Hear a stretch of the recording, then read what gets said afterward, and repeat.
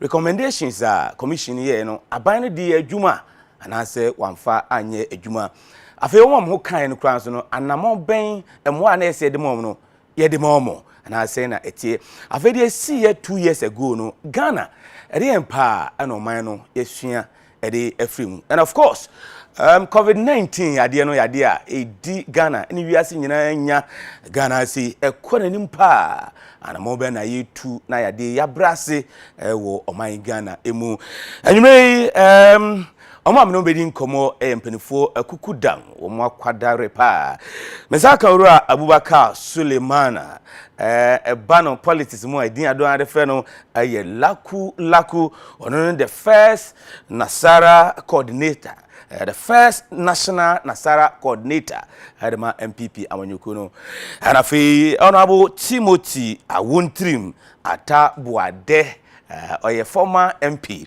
Edema Busa North now oko NDC amanyuku no edimu even from makwaba eba UTV so yeah so hey alaji laku ina ishache oh aduma and also adum here they say asidan ahon fe na ebo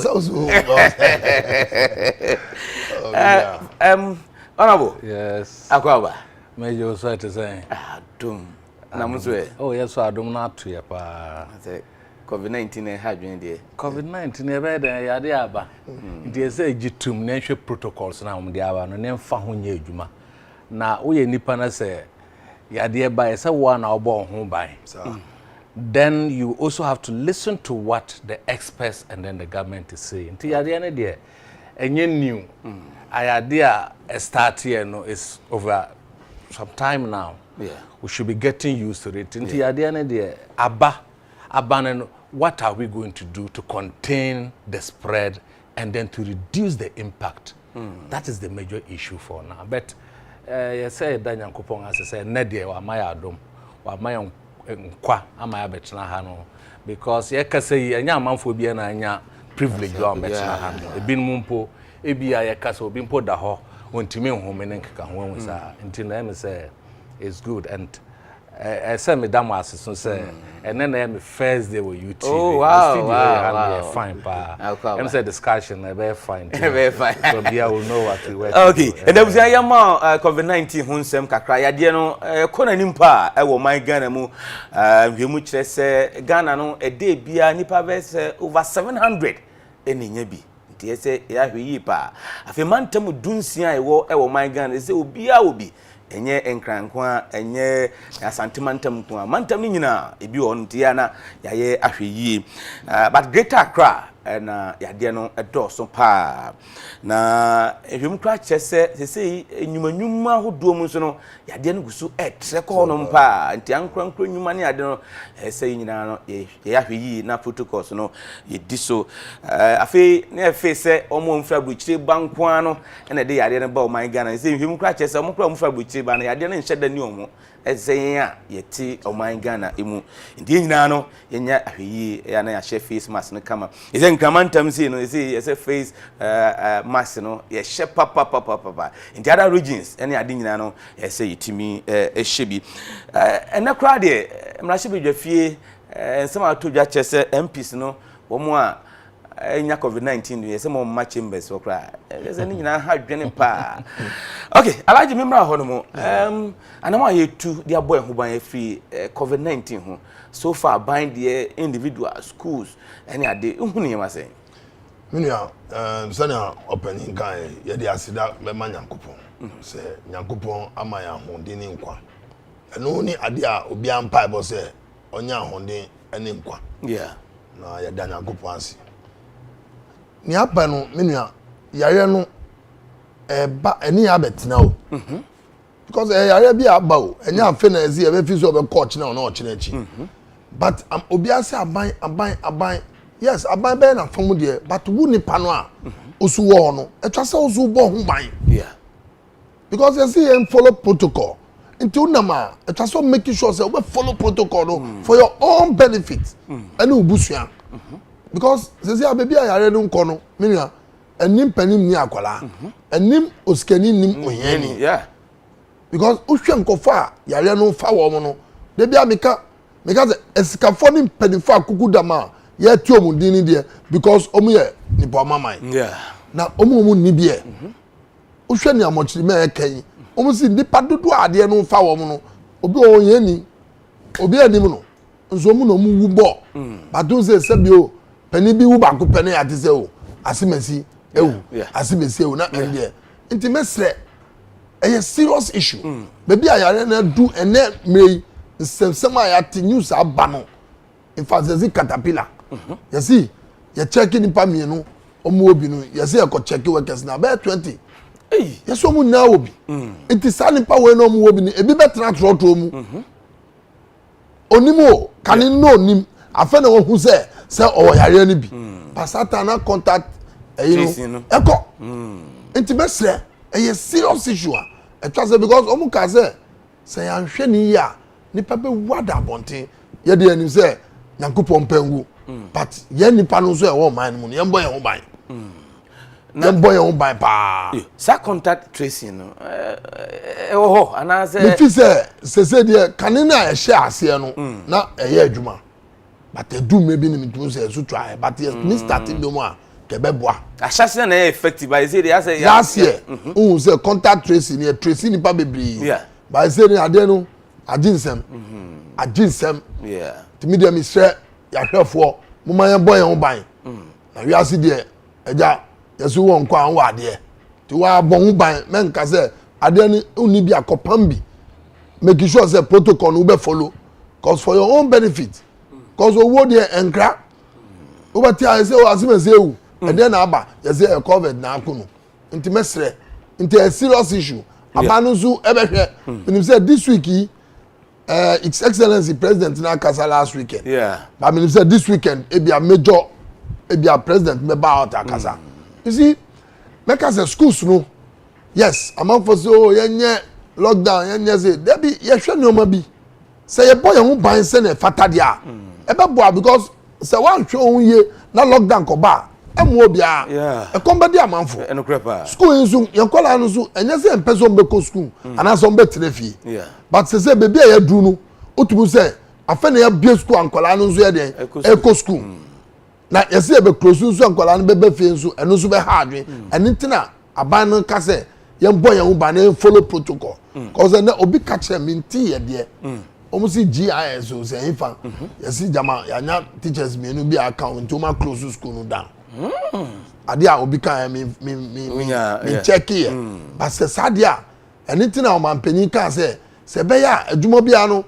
nipa na e wadwuma no mu no yentumi mo nko shift se nipa 20 na e bia this week 10 beba na next week so 10 na ko jo ma homi na 10 no so omuso ono omuso ayede omuso aba ke beboa adwuma bia atumi ye ni sadia me fi se e beboa ye ni o man ni na okay mami ko honorable na mimisa honorable protocols no ase bebre mfa anya adwuma no smart secret sha na eda ye menase mini wa hwe ni nyina wa hu de ekoso yes mini ama hu ni nyina mpese me sha sem free point one World Health Organization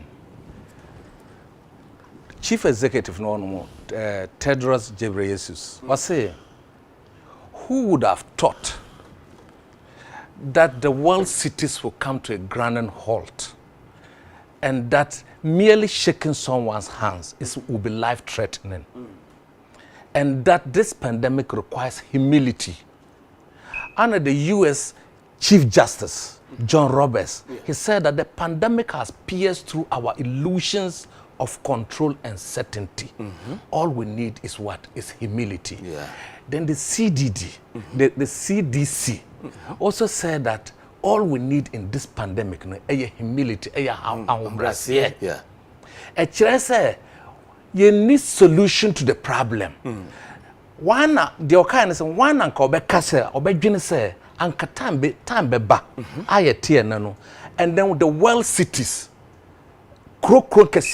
America will come to a grinding halt. And depend mean nanto street no so. And so no.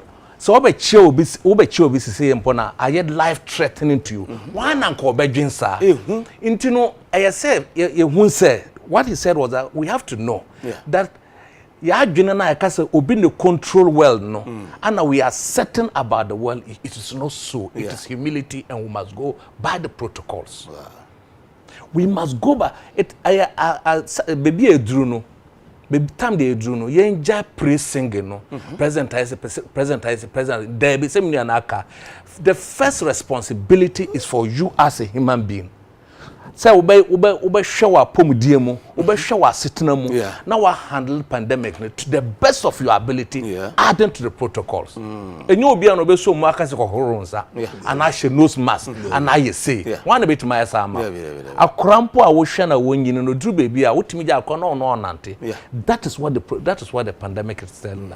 And also say besides say, dear ye say pandemic ni start here no, antimi antre. And na etresa say northern sector no po na pandemic no see am boko ha wo hono.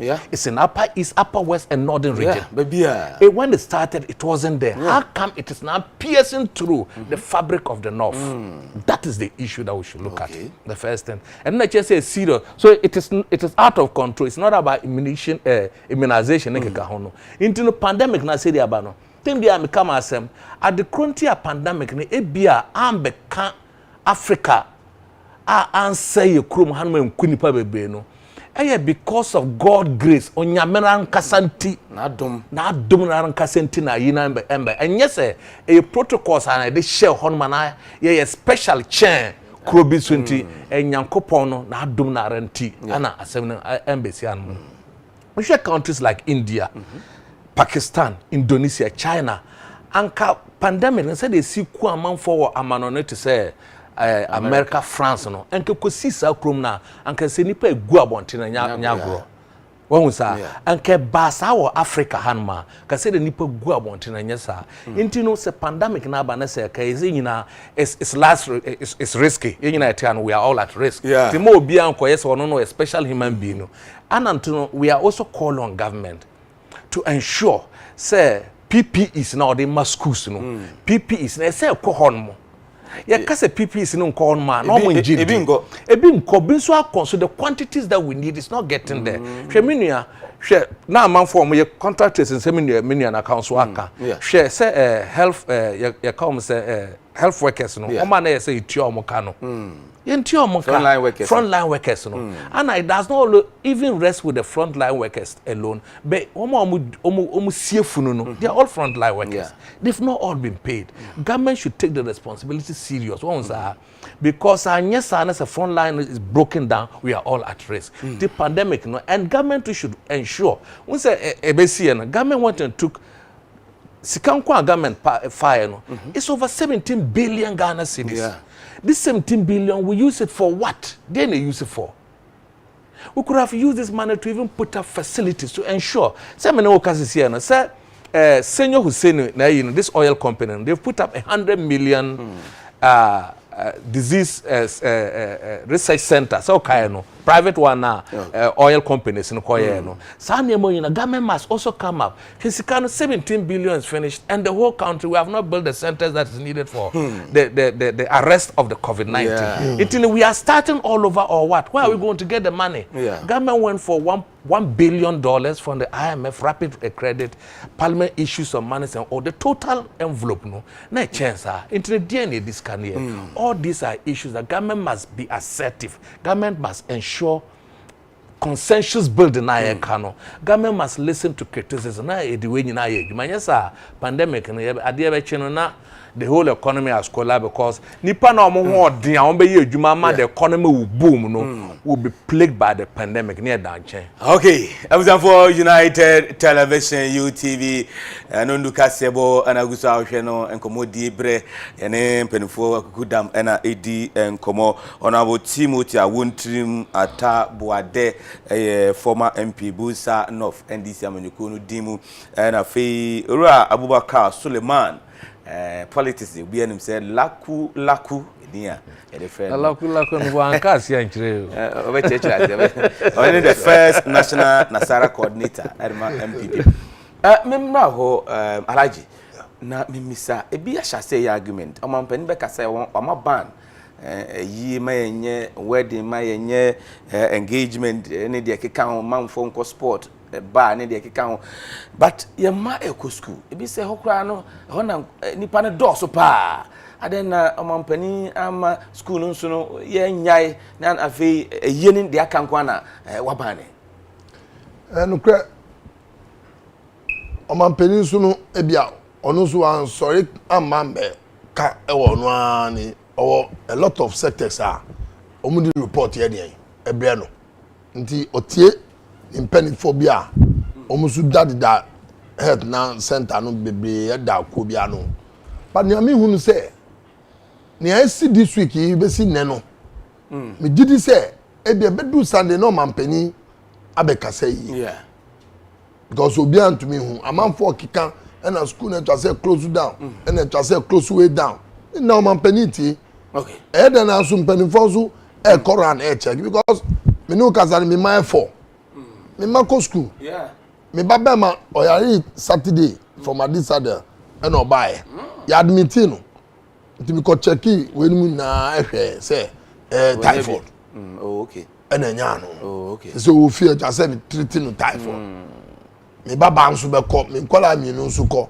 nti na ya wofo haye yeah but nkola nso atena fi ache but say hwe na ade no bebi e kon dia na dangerous dia me gidi say o man panyi by Sunday dia obekasa na che say ne atwa so oka na eboa na aboa because eye ni o ma waka ina no o say eye wo eye bia first one is in part 25 anamboa yeah 25 ye mfa nipa bebre enko nkofo bebre nso o word ni eye but ne aba no obi asend me message for eye ni papa eye eze onu azan send say omatwe asan until further notice na say omu de funu what dey say nti sa ni o manu na no mampani minim say ye ka no no so betie ama awahwe okay na me ya dum na Sunday do a minim say o mampani be come out very heavy akasa ona mo memra ho ya ka covid but o kun kurasa ni ade a still am for believe say ya de no ho no safo na futuo ben he na wo de be mo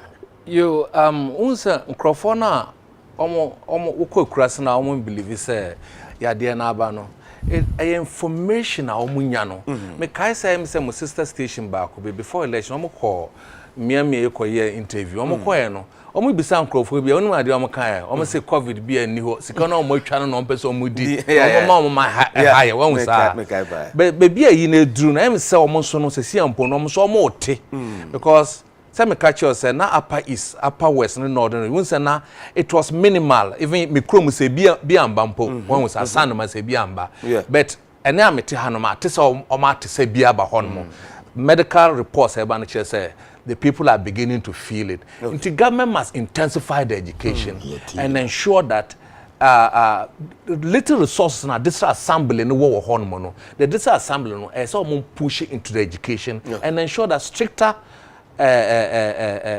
ties are pushed. The district assembly should come immediately. Na catching man for say assembly ya kan bedru ye dey na be involve the people in the education process for them to be part of the process. And yes, we educate the people should stand this way. Then would the educator, the assembly for that matter, should stand other way. Let them be part of it. They would understand that this is a very serious matter. Okay, I was anti COVID-19 adieno a real and you ka inti enya hwi na protocols nyina yeniso na anya kama. Awe a second issue so Ghana folk I said 2019 exactly 2 years ago by election so my Ghana mu aya was so West Wogo ho and bia sa dwumadi etodwa na atutu to koso emenu nam so nipa be se num pra na mu edene pa no nam so omampani eti commission short commission emom ye nhwehwemu na ebisa se recommendation kra no aban de adwuma omom pra ye no emu ana ese yede mom na oman Ghana kra no ede na yesua ede afrimu honorable Timothy Awontrim ta boade me sha se mfamfiri ho no yo me da se biem aya wa so ayi na o kan no I'm starting free another angle. Meanwhile, and yes, will be better than in this country when there's an election, and I will by election, and I will registration exercise. It is criminal for anyone to lose life ana ne nkwa be hwere ana moje be hwegu ana ne nan be bu ko gina ho ato aba ama yayi amanfo me di anima to run the government for it. It is properly, it is not that now. Intino ayawaso was the see no, it was a dent. It was a democratic process in this country. So ya to aba wie na by election akoba na ekoye by election ya koya everything started until Crofona vigilante groups under the national security authority ni ba honmo na ombetutu tue na bebre. I don't need to go through the you know bebre obien hu dey see no beyond that no Emil short commissioner na tena no so no it was telecast all over the country. Intino what happened then after 2 years of that telecast? Omo kotutu na omo bubu amanfo nine keka ho no DNA see after the recommendation kai hu say council na de ma omo de ye the mission committee government paid taxpayers money to set it up. Recommendations na ye say omo ka ho no obi to say your friend is double he's called Nana Akomia or something. He should be criminally charged. Yes. Then obi to say boy now boy your friend Sam George Sumno should be criminally charged. Listen to the recommendations. Okay. And they should be compensated. Government should compensate them. Now, 2 years down the line, have they been criminally charged? It will be a court. Court. The young say, yes, our recommendations were raised against them. No, they've rather been rewarded. Are you getting the difference? Womono ya form anko court anko dioma asemo ya some more positions aka ho hwemi registration exercise na ba be amanfo wuyo moje hwegu ye. Must it happen? The current elections that we went, about 8 or so people died. Look at a young boy like Abdallah Yarek, 18-year-old boy. Okoshe elections are no one or the other. Share MSI was central, no, Ablikuba Central. One guy died. And about your bone trace to fan Hanma. I had a narration. He's lying in Kolebu. 2 years down the line. For Funia who TPF, you know, Omwa, it will be a calm 2019. We YARO ISHAWU, or no, Enfoni, and NDC chairman, Honorable Samuel Fosu Ampofo, and this impenophobia, Ecoheno. I'm going to say that Nehotie, Tinifoni, Sabri, who LT refugees. It means some now can make an end. It is bad, individual liabilities. The commission recommends the criminal prosecution of Ernest Akomia alias double for the unauthorized possession of firearms under this section. The commission recommends criminal prosecution for the offense of assault to wit. Slapping of George, then it goes on. Then Mohammed Suleimana. Then Ebaye. The commission recommend the payment of financial compensation to the following persons. Then the list is there. Now, my issue is this. Look, government has not also done its part. Then yes, I a political party. Yes, I idea. Are you getting the interest in this? That's a big question. We too, we should, because Obiawa was here no. We are the NDCH, we the MPP, we the PNC. My choice, we Jumama MPP, we Jumama NDC. Internet assembly in the course of Wejuma na we so assembly to as a partner so embra number boa. Because we wait for 2 years ago, ISHAWU, Afena, NDC chairman. No, I'm so I called them because the M said, "Then I'm sure bet." I remember when my first anniversary, me kasa me call, me boy when kasa, me nene kasa that boy na nine ebuno, me nene kasa. I even promised to visit. But the issue is that what has the party also done to him? Because one, obewo mba. about family. Yes, sana, yes, sana, you demoralize the other external family members. One was this is we you mama UTV say. As same here, UTV must be the first to be held responsible for what happened. Then they will look at that. Government has not done it. You, look at the boy, very sad.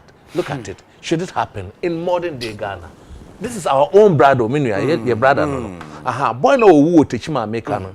Abdallah Yarek. Yeah. Offer me chrome to my friend me ba. He's a small boy. Why should we die because of this? Until for 2 years down the line, we want to hold government responsible. That's a political parties now in government has the taxes of the people. Okay. They should compensate them. And the people who are involved should be punished to serve as deterrent. Okay. Say the dache. Yeah, by election or baby, many nuano, young cocoon honomo. Laku nkoka say team ye say no de aba because at the end of the day no Ghana mind boning a person. Okay. Me mo anu nsi omo a atoranche metu omo a ebi nan kran ho aka no mo say na ehwu mfanu bi kire o YARO ISHAWU ewo Fadama oka omo a kasi yemom ska no ho yemisa no se ne nema akọ YARO ISHAWU anyumre UTV yemo adwo yeah inu abema na bibia eboko de ya mi abema YARO mfie mienu ni sa oyeni kesi eto experience no say na tie sika na compensation kasi emfama no on saka mini abema mida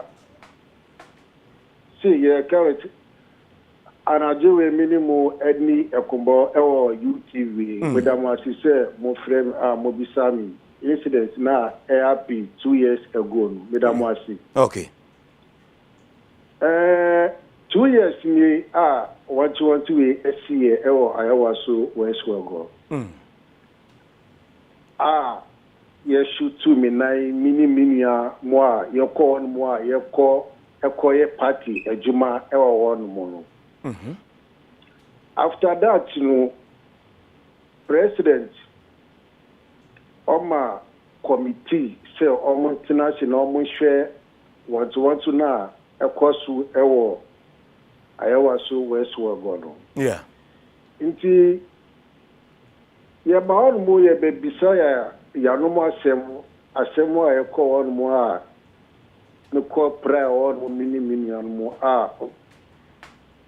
president osi yen share asem na yen wo se na ebe no up to date 2 years yan tissue ewa president on mo no wan suma obiasu ewa mi on mo one person president wan fa money compensation na commission omuka say president on share na on my any na share no one person ya fa ma obia sisi aminu kasase minanu mint me fans from see sana wo no television minai mi hangi minanu sana minanu wo semi koda sana midi minai edi pilo arezi midi eda sisi aminu kasano dompe ni minanu mo dadie na ehye minanu support to minanu so what we say the minanu hangi yeah ma we say the hangi yes dompe ni minanu mo to say 6 inches inti amasesi mi nisho say anu mo bet me aye minanu because there is no bone inside no replacement na ye de be hye wonu mu no omo anya inti sesi mi do kasa no e wa anu mu de omo ntimi nye gise abrochi inti enu ena sesi ye di ejina ye hwe president okay na on hwe na oye bibi ewo minai no yo YARO enra ehun say NDC chairman national chairman honorable Samuel Suampofu eni mpenifu bi besrao menim mo ba e de asa no mo ka kire o medawasi me forward fi o TV we Yes, so be a dear Mawa. When your chance, if you say Wuka Adia Nipano or Emao. Yeah, former President John Dramani Mahama. Onuna oye bibia emani. Osuma oni chama unu ewa television na omoba ni che enura nu. Chama ofosu ampofo. Oni former President John Dramani Mahama. Omuna omushwemi. Omuna omuye bibia mani. At any time John Dramani Mahama otimi fre ewa fie na mini no ya di nkomo obisami alpha chena minanu because all the time otimi suma honorable former Maslok deputy honorable Mustafa Abubakar onuna John Dramani Mahama Osmanu ewa minche all the time se minya bibia mi frɛ honorable Mustafa na wakɔ John Dramani Mahama on mo akɔbɔ na mane sɛ akwara no si o ɔmo ni ska ɔmo de bɛkɔ hospital ne bibia sei nti ba ɔmo ba enura no for our chairman of Swampofo because ɔmo see 2 years ni nti ɔmo aba mi nkyɛn ɔmo ba bɛhwɛ mi ɔmo ka kyerɛ mi sɛ NDC ɔmo anjai mi all the time ɔmo dream about me because a party juma na mi kwa kwa on mu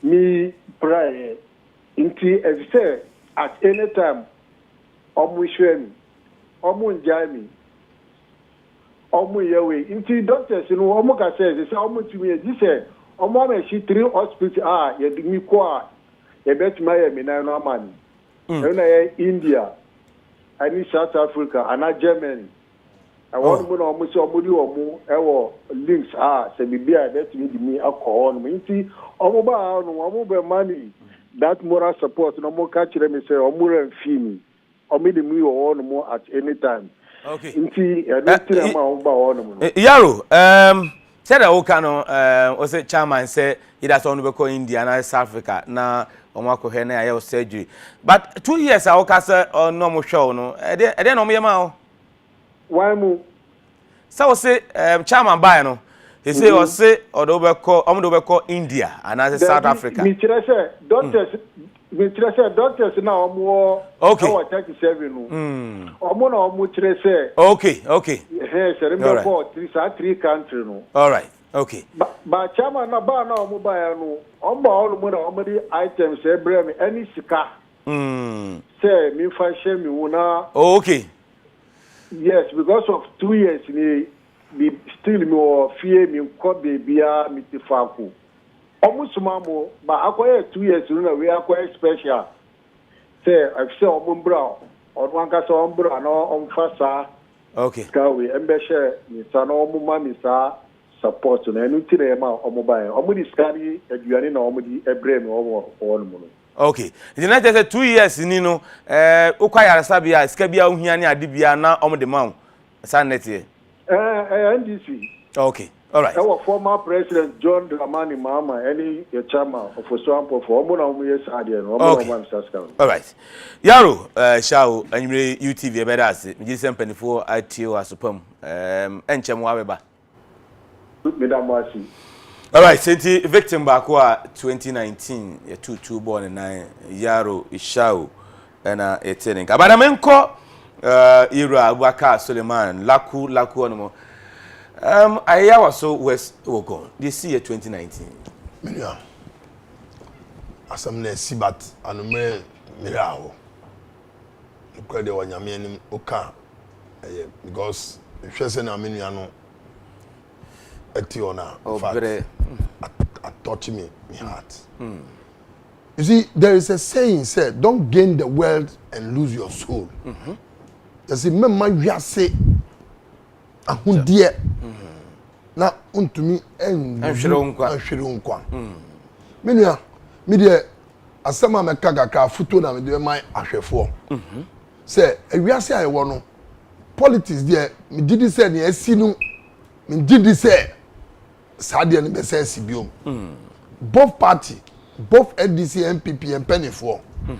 It was say, ya to me trana here. Say Sano Mano, NC or Chromo abu. Because me kotuma ba, and yet tokwa.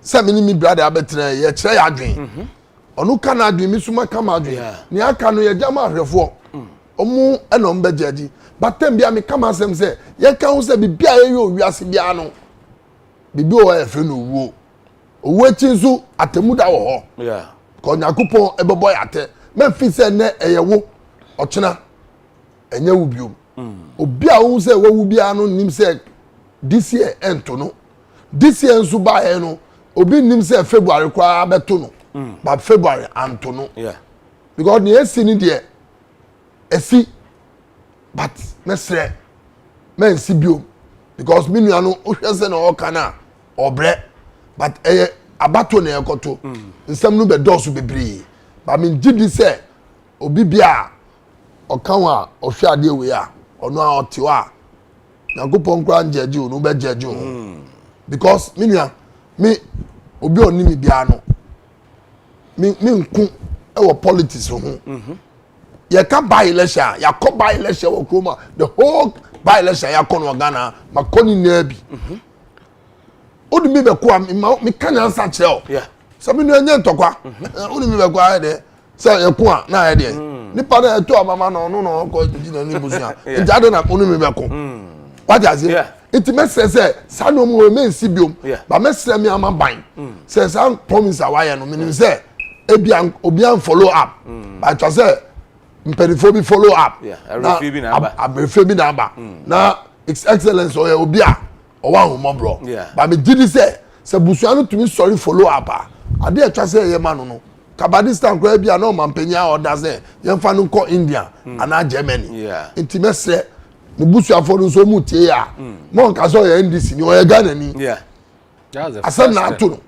mo mi tra on ka so ye NDC ni me fi no da bi mesre okay ye mbo de abusuanu sorry no mo nko hu abana mu bia o bia me gidi se o mampani na adodan kwa akufado okay oye opani o ma owo abadaye obehwe kwa obefa so a odi be ba abusuanu okay busuanu ye mo shedding okay o mo nko makuma to ye be bo ano ya me peda nya nso be ko akosra no okay honorable what's we chat to yes master we chat to on me camp the mini and the kind government say the compensation needed for these people should be done first and foremost no esa kwani mfa no kwa yara sabia no monkore because yaw na pain that is coming as a result no ya sense and we nine po mu twa en po is better the pain the child the guy is going through the mental trauma the family omo peja no omo yesi it's not a small thing so government should take it as its full responsibility because they can't from the beginning government ankasa nyesika na the set committee no na what set ewie na say recommendation ba nyame mpado he's even one and come through 10 anka what will government do me 5 I may count they said on 9 in the stage you know the government must ask a matter of immediate response you know should fly the guy out immediately how much will it cost the taxpayer how much Land Cruiser ba kwen Land Cruiser ba kwen all right enkomana ede balawusia ebreno ko ntimeda Ero Abubakar Sulemana politics mu de laku the first national Nasara coordinator adema NPP ebeda sipa ave honorable Timothy awuntrim ata boade former MP Busa North ewo NDC awonyeko minimum besan ko ju akonwa nyame say we dey nyame asa nyame makonya na say masa akwa ebeda masi ebeda masi akwa ebeda masi yabra ne ko na ha anedi nundu kasebo no esi ewo United Television UTV eswasida enkoma production team yina omo bojuma pa onyame adema echina no pa 6 nso yabesan ba kasebo bi owo ya zo yede ebebremo oti akosua sapon enka midin de David Ofori Safo Bongo Difara nyame nka obi bia erupam yabesan yakam